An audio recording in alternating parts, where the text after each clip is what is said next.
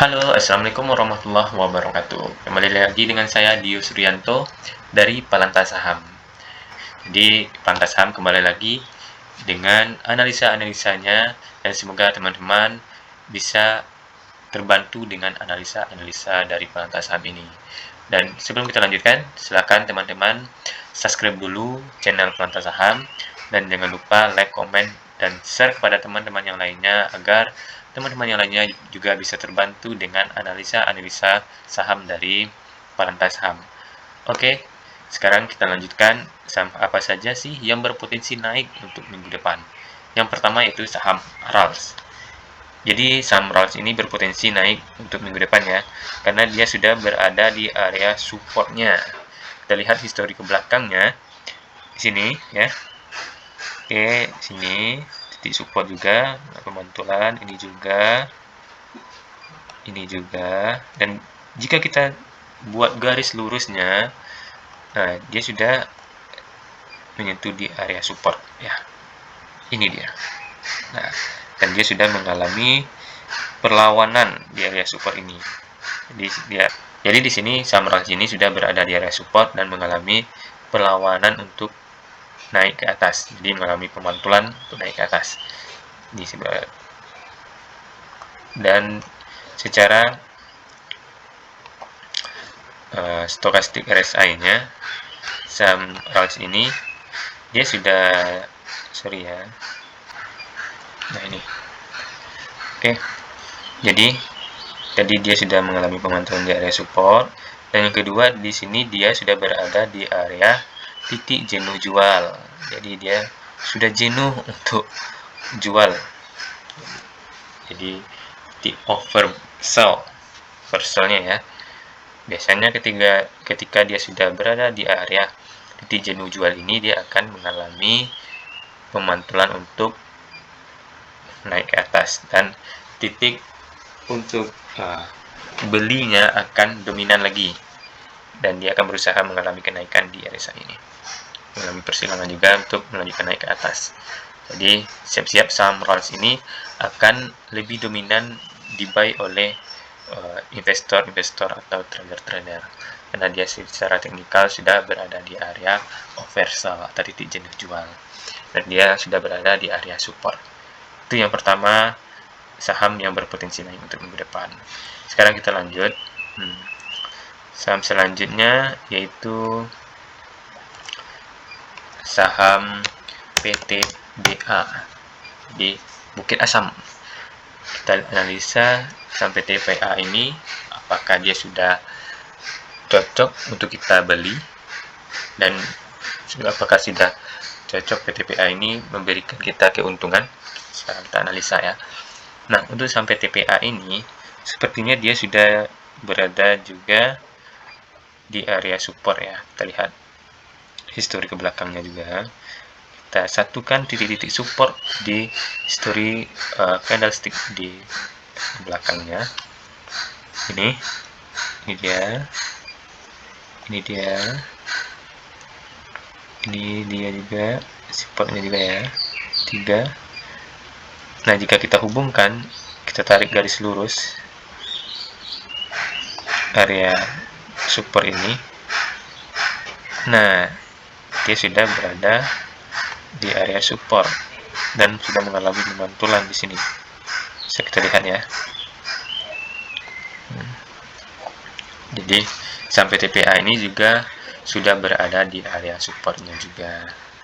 Jadi teman-teman juga analisa bagaimana sih histori dari saham PTPA ini, histori ke belakangnya seperti apa. Kita juga harus mengetahui, karena secara teknikal ini sangat penting juga ya. Nah, kalau kita tarik garis lurus ke belakang lagi, ini ya, dia juga ini sudah, ini juga supportnya juga ya, ini juga, dan kita hubungkan, memang betul dia sudah berada di area supportnya.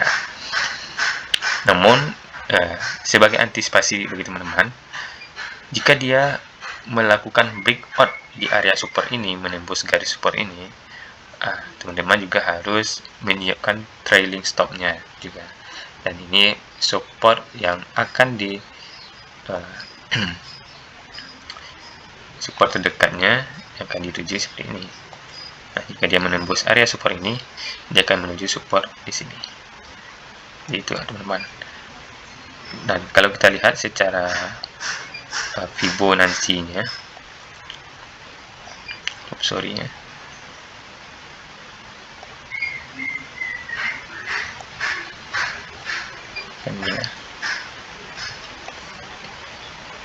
jadi kalau kita lihat Fibonacci retracement-nya, untuk melihat resisten terdekatnya ya. Nah, di sini sampai TPA ini dia akan mencoba untuk melanjutkan kenaikannya di resisten terdekatnya itu di 2379 di sini ya. Nah, di sini kita lihat dia sudah berusaha untuk melakukan golden cross juga.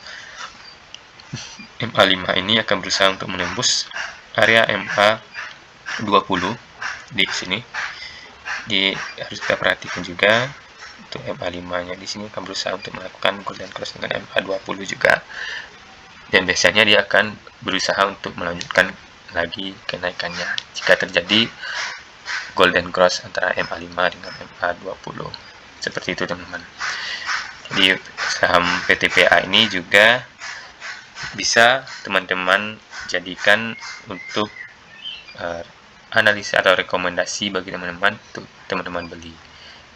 Sekarang untuk stokastik RSI-nya dia sudah mengalami persilangan juga di sini ya, persilangan, dan melanjutkan persilangannya itu untuk naik ke atas. Jadi dominan buy itu masih ada. Jadi teman-teman silakan teman-teman pantau untuk saham PTPA ini, dan semoga teman-teman bisa mendapatkan keuntungan di saham PTPA ini ya. Sekarang kita lanjut untuk saham selanjutnya, yaitu saham BRPT. Apa itu? Barito Pacific. Nah, jadi Barito Pacific ini apakah sudah cocok kita beli? Mari kita analisa lagi. Nah, di sini kalau kita lihat histori ke belakangnya, itu area supportnya, saham BRPT ini juga sudah menyentuh area support.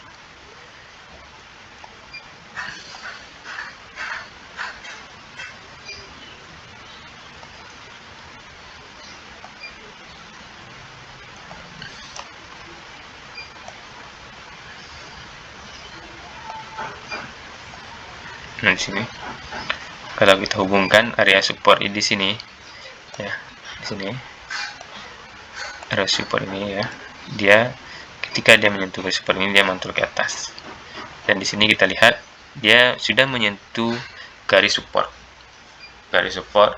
histori sebelumnya, dan di sini dia mengalami pemantulan lagi ke atas ya. Dan kita lihat juga candlestick-nya sudah candlestick hammer ya. Ini dia. Ada apanya juga di sini.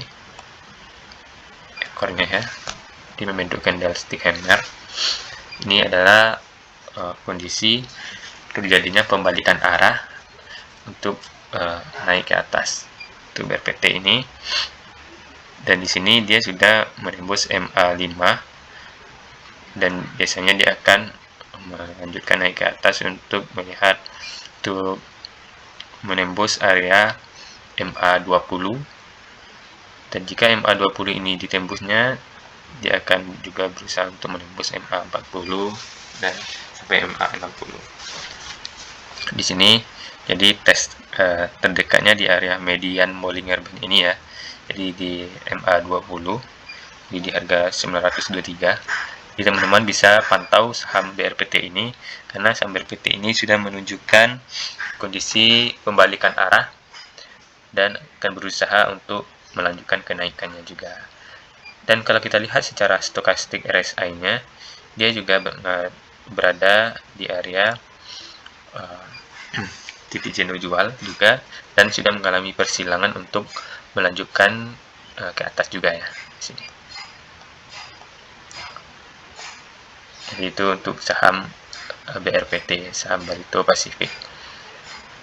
Jadi sudah 3 saham-saham yang kita analisa, dan ketiga saham tersebut masih berpotensi untuk mengalami kenaikan. Yang keempat, kita lanjut, itu saham Doit, Delta Makmur, Delta Dunia Makmur ya. Nah, di sini sangat unik juga.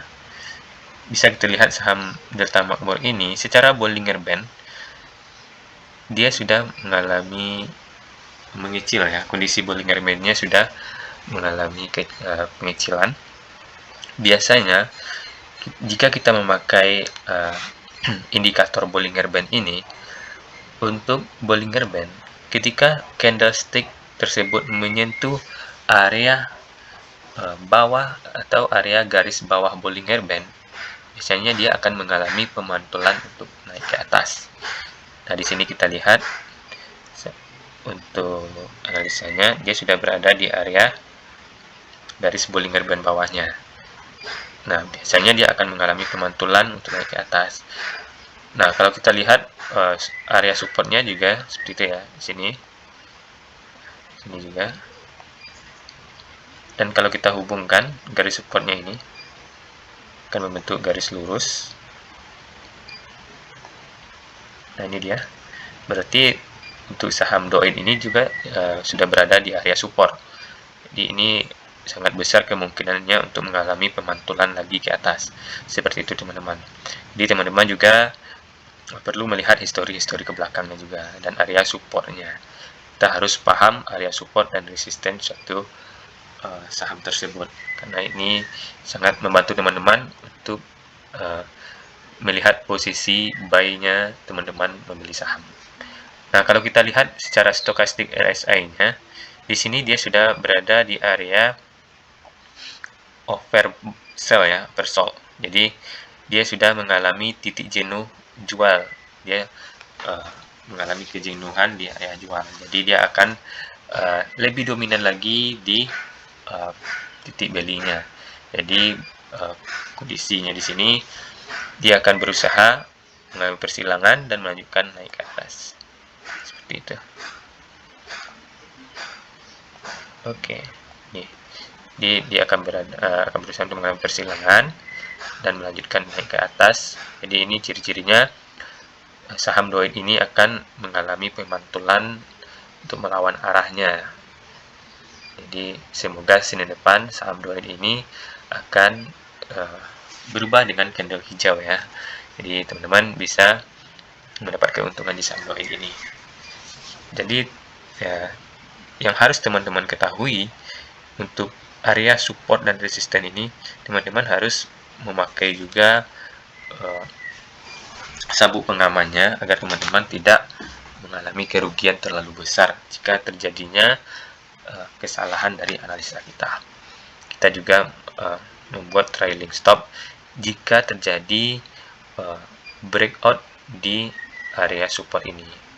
Jadi jika saham Doit ini mengalami breakout di area support ini, dia bisa jadi dia akan melanjutkan penurunannya. Jadi teman-teman juga harus membuat trailing stopnya. Nah, sekarang kita lihat untuk Fibonacci-nya. Jadi teman-teman harus perhatikan di sini. Jadi saham Doit ini Senin depan bisa teman-teman cermati. Jika dia menembus garis support ini, berarti dia mungkin akan mencari support yang di bawahnya lagi di sini ya, di area 284. Namun jika dia mengalami pemantulan di area support ini, dia akan mencoba melakukan tes kenaikan di resisten terdekatnya, itu di harga 375 ya, di harga 375. Jadi teman-teman bisa memantau saham Doit ini apakah Senin depan dia sudah mengalami pemantulan dan berusaha untuk melanjutkan kenaikannya di area resisten terdekatnya di 375. Itu teman-teman. Jadi ada 4 saham yang kita analisa dan berpotensi naik untuk minggu depan. Yang pertama saham RALS, yang kedua saham PTBA, yang ketiga saham BRPT, dan yang keempat saham DOET. Jadi keempat saham ini berpotensi untuk memberikan cuan kepada teman-teman jika teman-teman jeli dalam melihat kondisi pasar. Dan secara analisanya dia sudah berada semua di area support dan sudah mengalami pemantulan.